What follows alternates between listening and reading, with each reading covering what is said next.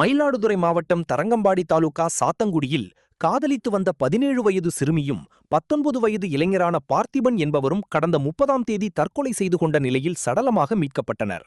இச்சம்பவம் தொடர்பாக பொறையார் போலீசார் இயற்கைக்கு மாறான மரணமாக வழக்கு பதிவு செய்து சிறுமியின் உடலை பிரேத பரிசோதனை செய்து உறவினர்களிடம் ஒப்படைக்கப்பட்டு தகனம் செய்யப்பட்டது. இதனிடையே காதலர்களை பெண் வீட்டார் அடித்து ஆணவ கொலை செய்துவிட்டதாக காதலனின் உறவினர்கள் விசிக, கம்யூனிஸ்ட் கட்சிகள் சாலை மறியல் போராட்டத்தில் ஈடுபட்டனர். பார்த்திபன் இறப்பதற்கு முன்பு முதல் நாள் தன்னை பெண் வீட்டார் ஜாதி பெயரை சொல்லி தாக்கியதாக அளித்த புகாரின் பேரில் சிறுமியின் தந்தை உள்ளிட்ட உறவினர்கள் 5 பேரை போலீசார் கைது செய்து கடலூர் மத்திய சிறையில் அடைத்தனர். இந்நிலையில் விடுதலை சிறுத்தைகள் கட்சியினர் தலைவர் திருமாவளவனுடன் ஆலோசனை கேட்டு உரையாடும் வீடியோ வைரலாகியுள்ளது. அந்த உரையாடலில் பேசிய திருமாவளவன் போலீசார் கொலை வழக்காக மாற்றம் செய்வதற்கு இடமில்லை என்றும் பிரேத பரிசோதனை அறிக்கையின்படியே வழக்கை மாற்ற முடியும் என்பதால் பிரேத பரிசோதனை செய்வதை உரிய மருத்துவர் கொண்டு கண்காணிக்கவும் அந்த அறிக்கையை உடனே வழங்க வேண்டும் என்று பல்வேறு ஆலோசனைகளை கூறும் வீடியோ சமூக வலைதளங்களில் பரவி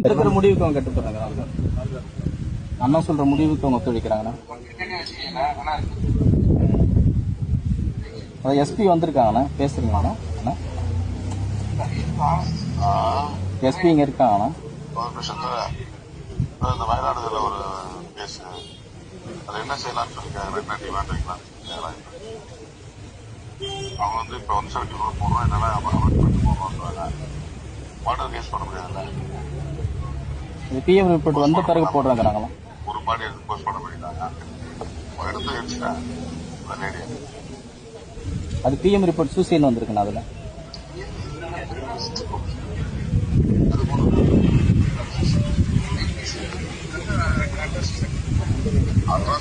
போட்டேன்.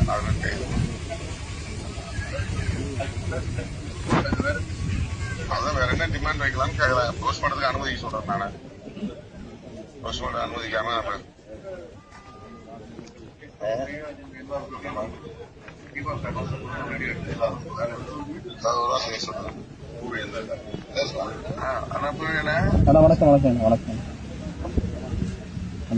அந்த இன்வெஸ்டிகேஷன் ஸ்டார்ட் பண்ற நேரத்துல நம்ம கொஞ்சம் வந்து அதை டெக்னிக்கலா சப்போர்ட் பண்ணும் போது நம்ம வந்து பொலிட்டிக்கலா இப்ப நம்ம ஒன்றும் பண்ண முடியாது.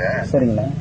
ஃபாரன்சிக் எக்ஸ்பர்ட்ஸ் வந்து ஆய்வு பண்ண சொல்லுங்க. நம்பர் 1 நிறைய அறிஞர்கள் இருப்பாங்க, அறிவியல் உதவியாளர் இருப்பாங்க, ஃபாரன்சிக் ஆபீசர் ஒருத்தர் இருப்பாரு. அவங்களை வந்து இன்வால்வ் பண்ண சொல்லுங்க. நம்பர் 1. 2வது டீம் ஆஃப் டாக்டர்ஸ், அந்த அந்த வந்து ஃபாரன்சிக் டாக்டர்னு ஒருத்தர் இருப்பாரு. அதுல வந்து அந்த மெடிக்கல் டாக்டர் ஒருத்தர் இருப்பாங்க. அது வந்து யூனிவர்சிட்டி மெடிக்கல் காலேஜ் தான் இருப்பாங்க. ஆமா, அந்த அந்த அந்த இதுல வந்து பிணக்கூறாய்வு ஃபாரன்சிக் எக்ஸ்பர்ட்ஸ், ஃபாரன்சிக் டாக்டர் இருக்கணும் அப்படின்னு சொல்லிட்டாங்க. டீம் ஆஃப் டாக்டர்ஸ், அந்த டீம்ல ஒருத்தர் வந்து ஃபாரன்சிக் டாக்டரா இருக்கணும். வீடியோ எடுக்க சொல்லுங்க. வீடியோ எடுக்க சொல்லுங்க.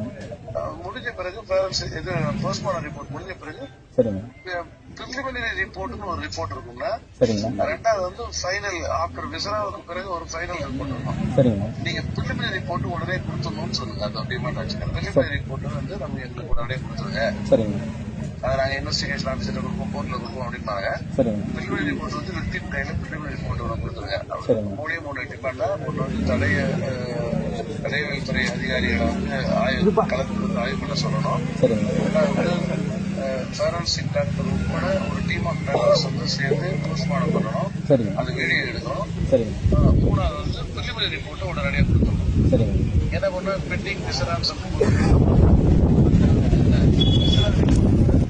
எமர்ஜென்சி லெட்டர் அப்படின்னு சொல்லிட்டு கலெக்டர் வந்து பண்ணாருனாக்கா ஃபாரன்சிக் லேப்ல வந்து உடனே ஒரு 1 வீக்ல ஒரு 15 டேஸ்ல அதை வந்து நமக்கு ரிப்போர்ட் கொடுத்துருவாங்க. அது மாதிரி பண்ண சொல்லுங்க. மீதி நம்ம போன்ல பேசிக்கலாம். அது வரைக்கும் பாடி இல்லப்பா. அது ஏற்கனவே பொண்ணுக்கு வந்து சூசைட்ல பிஎம் ரிப்போர்ட் வந்துருச்சுங்களா? சரிங்களா. இப்ப பையனுக்கும் அதே மாதிரி வந்துருச்சுனாக்கா பிரேதம் அடக்கம் பண்றதா நாங்க வந்து இன்ஃபார்மிங் பண்ணி வைக்கிறதா? அடக்கம் பண்றதா சரியா வரும். வேற என்ன செய்ய முடியும்? சரிங்கண்ணா. அடக்கம் பண்ணிட்டோம்னா திரும்ப ரீபோஸ்ட்மார்டம் அதுல இருந்து ஃபாலோ பண்ணிக்கலாங்க. ரீபோஸ்ட்மார்டம் பண்றதுக்கான தேவையெல்லாம் இல்லையா? சரிங்கண்ணா. சரி. நீங்க வந்து இன்டர்னல் உண்டோ எக்ஸ்டர்னல் உண்டோ இருக்குதா இல்லன்னு பாக்கணும். டிஃபென்ஸ் உண்டு எதனா இருக்குதா பாக்கணும். பார்த்துட்டோம்னா இந்த போஸ்ட்மார்டம் ரிப்போர்ட்டே ப்ராப்பரா வந்துச்சுன்னா ரீபோஸ்ட்மார்டம் தேவையில்லை.